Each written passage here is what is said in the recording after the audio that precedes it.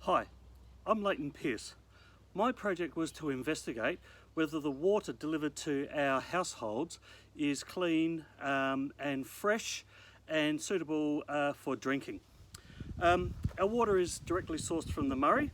It's unfiltered and contaminated. This investigation aimed to produce several devices that would filter water and see if we could clean the water in the most cheapest fashion if possible. The first device was a water filter and the second device was a solar water cleaner, as shown here. The water filter worked as expected, while the solar water cleaner did not work as expected. Despite this, the students were able to compare devices to ascertain the most effective method to filter water that would benefit aquatic animals, plants, and hopefully produce potable water.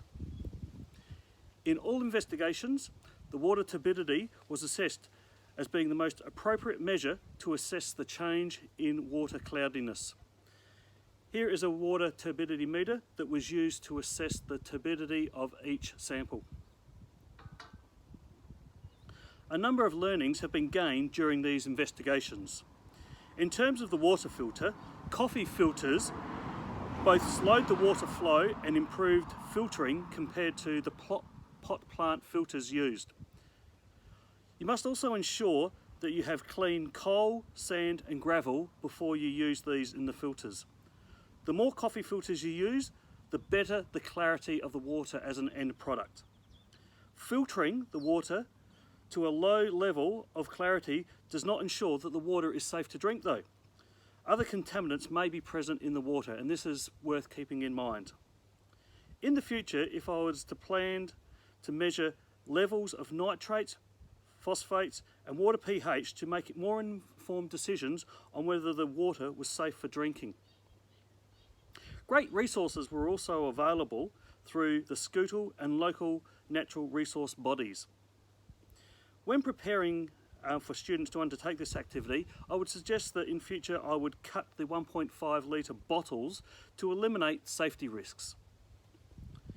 In terms of the solar water cleaner, the learnings that I've had is ensure that there are no air leaks in the bottle connections. Here is the bottle connection here, where I try to ensure that there was no connections. Make sure your device is in full sunlight at all times and mark a line where you start the process from. This is vitally important.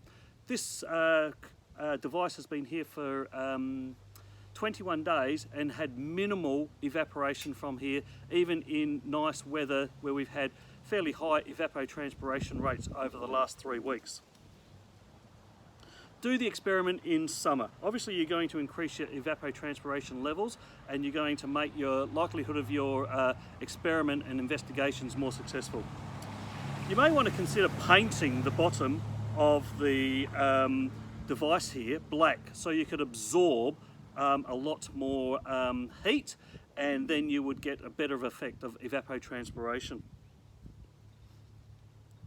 You may want to try another device as well. I've seen people use Glad wrap on bowls and putting a rock on the top of the Glad wrap to sink it down so the condensation then forms in a cup that you may place in the bowl. It's another thing that I might look at in the future. You may want to also consider incorporating a plant into the system, very much like a terrarium. The plant will transpire water quickly and enable you to catch water. Overall, despite the failure of the solar water cleaner, we were still able to produce graphs and compare results. Students participated in my recent placement in this investigation with enthusiasm. I ran this project at Cobdobber Primary School as part of my EPE540 placement, which linked into my science and technology subject.